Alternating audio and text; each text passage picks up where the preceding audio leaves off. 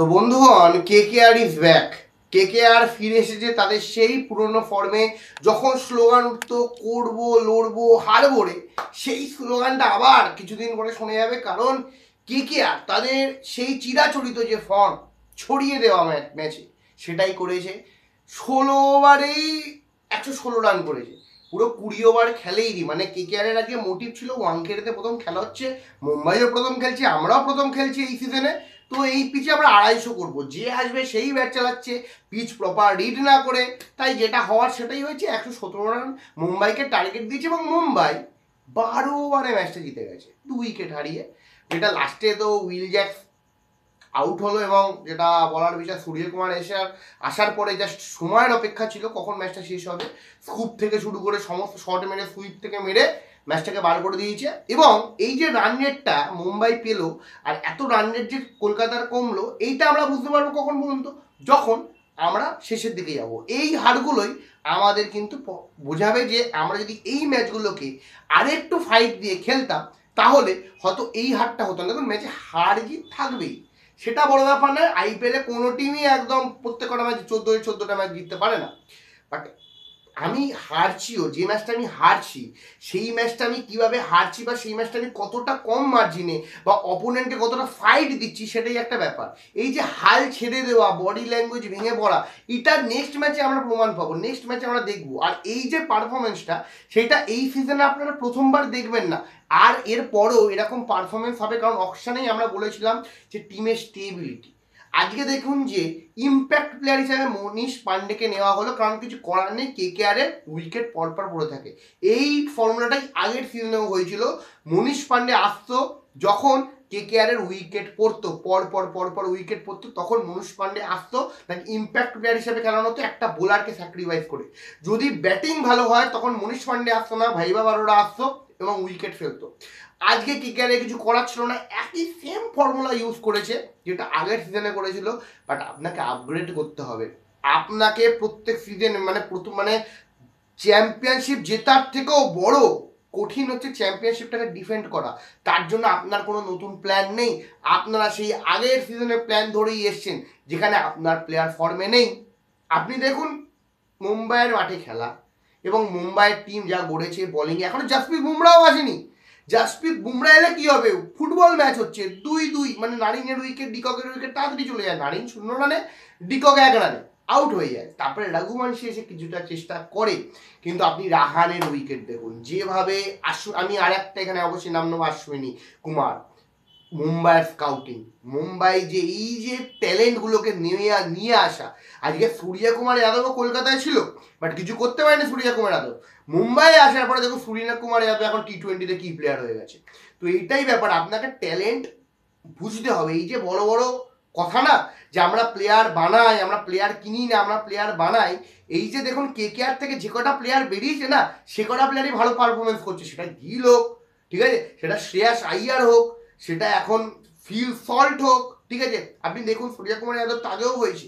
KKR থাকাকালীন যারা performance করতে পারেন, অবশ্যই কিছু কিছু প্লেয়ার অবশ্যই কেকেআর তৈরি করেছে। বরুণ চক্রবর্তীর মতন প্লেয়ারকে, কুলদীপ যাদবের মতন প্লেয়ারকে কেকেআর ব্যাক করেছে, তাদেরকে ইন্ডিয়া টিমের হয়ে খেলতে পাঠিয়েছে। মানে অনেকটা বড় অবদান আছে। বাট বেশিরভাগ প্লেয়ারের কথাই আপনি দেখুন, প্রপার ট্যালেন্ট, এটা কিন্তু কেকেআরকেও ভাবতে হবে। তো সেই তুলনায় আপনি যদি দেখেন যে ভাইবা, এই আমাদের অশ্বিনী কুমার, ও অনবদ্য বোলিং, একটা বাচ্চা ছেলে, বাঁহাতি বোলার, এবং প্রথমেই রাহানের উইকেট, তারপরে মনীষ পান্ডের উইকেট, এই যে উইকেটগুলো নেওয়া, এবং যেটা বড় উইকেট আন্দ্রে রাসেল। আপনি ভাবুন একটা প্লেয়ারের কতটা গার্ডস থাকতে পারে, যে আন্দ্রে রাসেল সামনে আছে, একটা চারও তাকে মেরেছে, তাকে সেট আপ করে উইকেট নিয়ে নেওয়া যেটা। আর আন্দ্রে রাসেল কবে ফর্মে ফিরবেন তিনি আমি জানি না, প্রায় অনেক বছরই হয়ে গেল। আগের বছরেও একটা ছোটোখাটো ক্যামিও ছিল, বাট ইম্প্যাক্টফুল পারফরমেন্স। এবং যে প্লেয়ারটার কথা আমি বলবো সেটা অবশ্যই ভেঙ্কটেশ আইয়ার। 24.75 কোটি টাকার প্লেয়ার ভেঙ্কটেশ আইয়ার, আমাদের ভাইস ক্যাপ্টেন। তিনি 9 বলে 3 করেছেন। যে বলটা ব্যাকফুটে খেলতে হতো সেটাকেই কাট মারতে গিয়ে আউট হয়েছেন। এবং এই পারফরমেন্সই কিন্তু ভেঙ্কটেশ আইয়ারকে প্রত্যেক সিজনের, মানে এই সিজনের প্রত্যেক কটা ম্যাচে শুনতে হবে, কারণ তার ওর্থ অনেক বেশি গেছে, তাকে নিয়ে অনেক বেশি এক্সপেকটেশন। শ্রেয়াস আইয়ারকে ছেড়ে তাকে নেওয়া হয়েছে, 24.5 কোটি টাকার ওপরেও তাকে কেনা হয়েছে। ভেঙ্কটেশ্বর আইয়ারের ওপর চাপ কিন্তু দেখা যাচ্ছে। আর আমরা বারবার একটা কথাই বলি, যদি ভেঙ্কটেশ আইয়ারকে তুমি যদি ব্যাটিংয়ের ভিত্তিতেই এত কোটি টাকায় তুমি সাইন করিয়েছো, তাহলে তুমি তাকে কেন বোলিংটা দিচ্ছ না? ব্যাটিংয়ের ভিত্তিতে এত মানে তিনি তাহলে ওপেন করান, ভেঙ্কটেশ আইয়ারকে ওপেন করান, শুরুর দিকে খেলান। এত পরে ভেঙ্কটেশ আইয়ারের 5 নম্বরে ভেঙ্কটেশ আইয়ার নামছে, ভেঙ্কটেশ আইয়ারের আগেও আংরিশ রঘুবংশী নামছে। এই হচ্ছে মানে কতটা প্ল্যান সঠিক না হলে এরকম সিদ্ধান্ত হতে পারে। কেকেআর কি করবে জানা নেই, মানে এরম ভাবে কিন্তু প্রবলেম হবে কেকেআরে। আপনি যদি মুম্বাইয়ের টিম দেখেন, মুম্বাই কিন্তু ফর্মে ফিরে এলো, মুম্বাই কিন্তু নিজেদের ঘরের মাঠে ফর্মে ফিরে এলো। দেখুন এক্ষেত্রে প্রথমে আমি ডিসঅ্যাডভান্টেজ বলবো টসে হারা, কারণ পিচের কেউ জানতো না পিচ কীরকম হয়। ঠিক আছে, পিচে হার্দিক পান্ডিয়া বল নেয়, যেটা স্বাভাবিক ছিল, দেখার বিষয়। বাট কেকেআরের কাছে সুযোগ ছিল। আপনি যখন দেখেন রিঙ্কু সিং আউট হলো, আপনি শুধু কমেন্টেটা শুনুন ইয়ান হিসাবে, তিনি বলছেন যে এই যে ইনিংসটাকে ম্যানেজ করা, সেটা কিন্তু কেকেআর প্লেয়াররা ল্যাক করছে।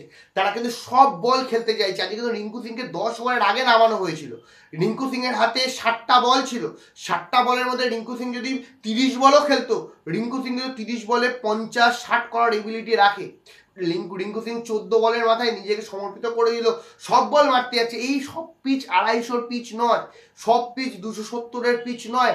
এই 270-250-এর টার্গেটের জন্য যে যে পিচে 180 রানটাই যথেষ্ট হতে পারে, তার ধারে কাছে পৌঁছাতে পারছে না। আজকে যদি কলকাতা 180-170 রানও করতো, মুম্বাই কিন্তু প্রবলেমে পড়তো।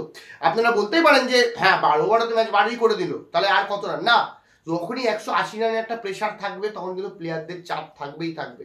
যত কম রান প্লেয়াররা ফ্রিলি খেলতে পারবে। তো এই জিনিসগুলো দেখতে হবে। সব পিচ 250-র পিচ নয়, প্রপার ক্যাপ্টেন্সি দরকার। রানের থেকে আরও অ্যাগ্রেসিভ মাইন্ডে আসতে হবে প্লেয়ারকে। মানে বলতে এইটা বলা, মানে সবাইকে বলা যে যাও গিয়ে চালাও, তাহলে হলে হবে না। আপনাকে পিচটাকে প্রপার রিড করতে হবে। আপনাদের কি মতামত অবশ্যই কমেন্ট বক্সে কমেন্ট করে জানান, এবং ভিডিওটা কেমন লাগলো অবশ্যই কমেন্ট বক্সে কমেন্ট করে জানান। বাট আজকে কিন্তু কলকাতার পারফরমেন্স থেকে আমরা কেউ খুশি নই।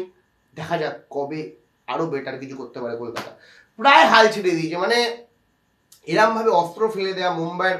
আর আপনাকে বারবার বলছি যে একবার আপনারা খেয়াল রাখুন যে এই ম্যাচগুলোই কিন্তু পরবর্তী সময় আমাদের চোভাবে। এই ম্যাচগুলো আমাদের পরবর্তী সময় আমাদের ভাবাবে যে যদি এই ম্যাচগুলো আমরা ভালো খেলতাম, তাহলে আজকে আমরা এই পর্যায়ে আসতে পারতাম না, আমরা কোয়ালিফাইও করতে পারতাম। এই ম্যাচগুলো কিন্তু আমাদের পরবর্তীকালে এই কতগুলোই ভাবাবে। তো আপনাদের মধ্যে কি বলা, অবশ্যই আপনারা কমেন্ট করে জানান। ভালো লাগলে অবশ্যই লাইক শেয়ার সাবস্ক্রাইব করতে ভুলবেন।